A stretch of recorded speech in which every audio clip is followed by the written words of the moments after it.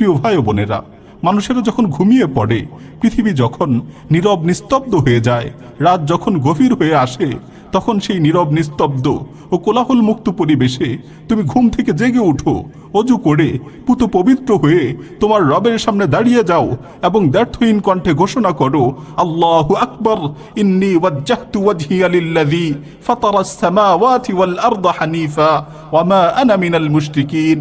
আল্লাহ সবচেয়ে বড়, আমি আমার চেহারাকে একনিষ্ঠভাবে সেই মহান প্রতিপালকের দিকে নিবিষ্ট করছি যিনি আসমান ও জমিনকে সৃষ্টি করেছেন, আর আমি মুশরিকদের অন্তর্ভুক্ত নই। প্রিয় ভাই ও বোন, একটি উদাহরণের দিকে গভীরভাবে লক্ষ্য করো। মনে করো, যদি কোনো দেশের প্রধানমন্ত্রী ঘোষণা করে যে ব্যক্তি শেষ রাতে ফজরের 2 ঘন্টা পূর্বে আমার প্রাসাদের সামনে এসে হাজির হবে, সে আমার কাছে যা চাবে আমি তাকে তাই দিব। সে যদি বাড়ি চায় তাহলে তাকে বাড়ি দিব, সে যদি গাড়ি চায় তাহলে তাকে গাড়ি দিব, সে যদি চাকরি চায় তাহলে তাকে চাকরির ব্যবস্থা করে দিব। আচ্ছা, তোমরাই বলো তো, এই ঘোষণার পর দেশের মানুষগুলোর কি অবস্থা হবে? সকলে কোথায় থাকবে?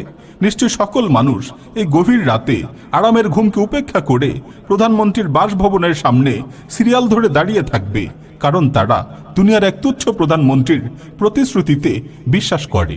অথচ আমাদের রব, আমাদের মহান প্রতিপালক, যার সাথে দুনিয়ার কোনো রাজা বাচ্চাদের তুলনাই হয় না, সেই মহান স্রষ্টা প্রতি রাতে প্রথম আসমানে এসে আমাদের ডেকে ডেকে বলতে থাকেন, আনাল মালিক, আনাল মালিক, মান যাল্লাযী ইয়াদউনি ফাআস্তাজিব লাহ, মান যাল্লাযী ইয়াসআলুনি ফাউতিয়া, মান যাল্লাযী ইস্তাগফিরুনি ফাআগফির লাহ, ফালা ইয়াজালু কাযালিক হাত্তা ইউযিআল ফজর।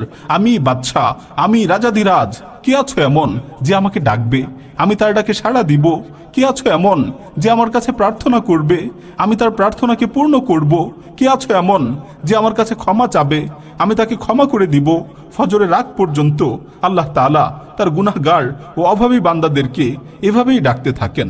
অথচ আমরা আল্লাহর ডাকে সাড়া না দিয়ে গভীর ঘুমে আচ্ছন্ন হয়ে থাকি। প্রিয় ভাই, ফুটবল বিশ্বকাপ চলাকালীন মুহূর্তে তোমার পছন্দের দলটির খেলা যদি শেষ রাতে হতো, তাহলে কি তুমি ঘুমিয়ে থাকতে? মনে করো, তুমি কোনো দেশে ভ্রমণের ইচ্ছে করেছো, আর তোমার বিমানের ফ্লাইটটি যদি শেষ রাতে হতো, তাহলে কি তুমি ঘুমিয়ে থাকতে? না, কখনোই না। অবশ্যই তুমি জাগ্রত থাকতে।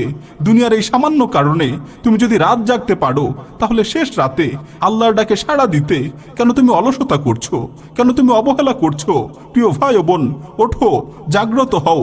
ওই দেখো, তোমার প্রতিপালক তোমাকে ডাকছে। সুতরাং তোমার রবের ডাকে সাড়া দাও, তোমার রবের সামনে সেজদাবনত হও, তোমার সকল প্রয়োজনগুলো, তোমার সকল চাও পাওয়াগুলো তার সামনে তুলে ধরো।